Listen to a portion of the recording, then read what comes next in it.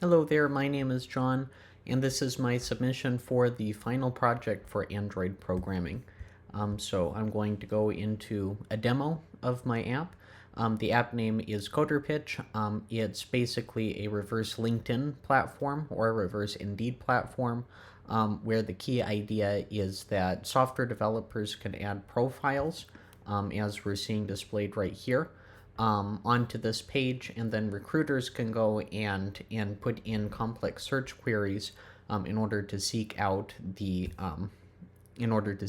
applicants.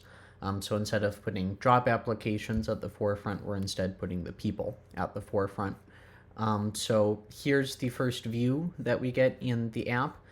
This is the home view that displays currently all the users that are on the platform. Some notable features here is that we're displaying the image and rendering that using Coil. A lot of these users, though, have not uploaded images yet, and we'll demonstrate that functionality later. But all of these skills are also displayed. Just 3 random skills based on what they've added to their profile, as well as short descriptions for each of the users. I have a bottom navigation bar so that we can switch between different views. So if I click on the search icon, that's going to take me to a search page, which we'll demo. And then I can press home to go back. If I scroll down, this is a refreshable swipe layout. And this is actually acting on my backend database, which was a significant portion of the project. And then that goes and refreshes, just in case that shared mutable state is being added to, and the more users are being added to the platform, that will be displayed on the home page. In terms of big features, the first significant feature is the ability for you to create and display these profile images, or these profile pages. So if we let the images load in quickly, it's taking a little bit with AWS and everything. But the profile image can have a background, a profile, as well as what I call a coder pitch. So the big idea of the platform is that developers can go and record somewhat of like an interview style thing that explains their profile, explains their interests and their strengths. I just uploaded a very simple video here to demonstrate, but ideally that would be an actual interview with a software developer. And then the big idea here as well is that each of these sections are variable length. So in this case, the user that I called myself, even though this doesn't really correspond to myself, has 2 different educations, 2 different job experiences, and then 2 different projects.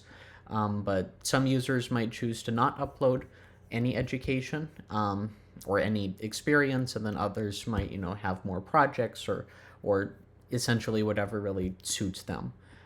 So there are different displays here. You can see it displays the types of education, experience, so on and so forth. So in this case, this user graduated from South Texas College. It displays the date where it was graduated, the display or the location of the college, GPA, as well as some things that recruiters can search on, such as keywords, the degree type, different things that you can filter on. And then finally, the projects here with a link to the GitHub. And then if you click on that, that will link to the GitHub profile, although this is just a fake profile that I entered in for the seed data. We can switch back to the app now, and it works just fine. If I go back home now, we can go and look at some other people. They haven't uploaded any media yet, as I said, so that's not going to display. It's just going to display this placeholder image right here. But you can see this person has 1 education, 1 experience, and then 2 projects. The second piece of functionality is kind of the recruiter side of things, which is this search query. And I tried to expose a lot of information. There's a lot of different tables with a lot of different metadata that was being displayed on that previous page. So I want to try to make all of that available. So the first box here is keywords. So all of these will kind of combine together. So if I want people that, let's say, work on the back end, I can search that. And then if I don't specify any other queries, this is just going to give a default value. So, for example, if I don't specify anything and then press search, this will display basically all matches. And these cards are slightly different here. It still displays the image as well as everything that it matched on, and we'll see that this list gets lower as we add more terms. But right now, it's basically everything that's included in the query, so the schools, companies, so on and so forth. I can, let's say, look up that company. You can see all the different companies that have an N in them. So we can, let's say, search on NeighborNet and add that there, and then that will add as a chip display. So if I press search again, now it's going to significantly reduce to the point where we see that NeighborNet is the only company that's displayed. I can do similar things with schools. Let's say I want to have only University of Texas, and I also want South Texas College.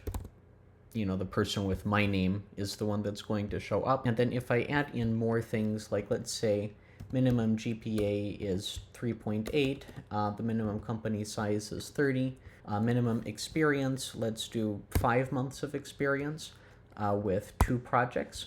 We can see all the different candidates that might match that. The company size is a match, GPA is a match, and then everything else, since it wasn't specified, will still show up. And then there is an option in the backend for you to save the search query. That saves it to the user profile so that they can retrieve that later and then run those queries from their profile. If I return home again and then click on the profile button, this will take me to a sign-in page because the user is currently not signed in. This is implemented through Firebase, similar to our flipped classroom. So if I enter the credentials quickly, and then if I enter in the correct password,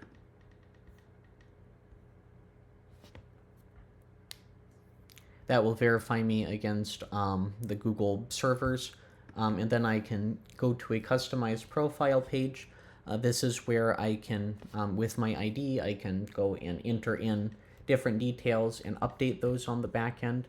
And this also has options for me to upload images and such, as well as an option for me to sign out. There are also options for you to enter in information about all those projects. There's a lot of metadata that's actually displayed in the backend.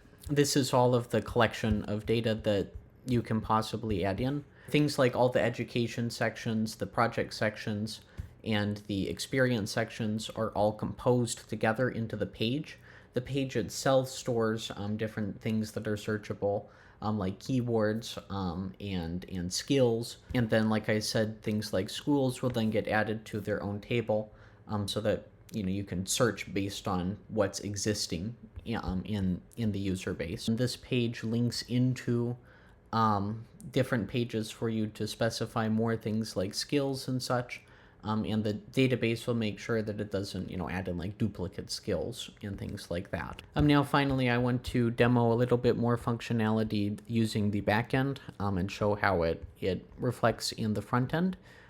So if I wanted to upload, let's say, a profile image, I do have endpoints exposed for that. But let's say I want to upload for user 2, just some random image that I have on my camera roll.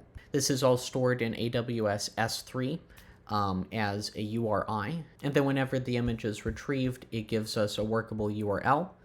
So I can demo that here by grabbing the user with that ID, and then I can paste that into my browser, and that will download. And then there's the image that I selected. I can also go back into the Android app and refresh this data, and then click on the user with ID 2. And then you can see that that image will also be refreshed there on his profile. I can also go and do the same for his page itself. So if I select a good image there, we can see that that is also displayed as you'd expect in the Android app. Now there's a lot more complexity to the backend, and my whole reasoning behind using this system is that I wanted to allow different front ends to possibly be developed for this app in the future. So a lot of the Android control of data is through data classes and retrofit. Um, but most of that also could be mirrored in something like React.js or whatever. So there's a lot of duplication of the actual data model itself, between the back end and the front end. But I think it provides for a fairly good system. So yeah, my three major pieces of functionality, of course, are the ability to search, the ability to have an in-depth, customizable page, and really just the exposure of this complex data model within the backend. Definitely goes beyond the scope of something that we did in like the SQL project or whatever. Just for example, the queries to get something like the months of experience, you have to get the user, then you have to get the user's page, then you have to look through the experience sections, and then expand all of those sections within a subquery, and then from there use an aggregate subquery to add up all of the experience fields within all those subsections. And I do a lot of queries like that. Definitely an interesting project. Definitely probably a larger scope than I expected when I started. But I think that I produced a fairly nice result. And I'm excited to keep on working on this and develop more front ends for it, and perhaps take it into iOS or whatever. Anyways, thank you all for watching, and I hope you have a great rest of your semester. Thank you.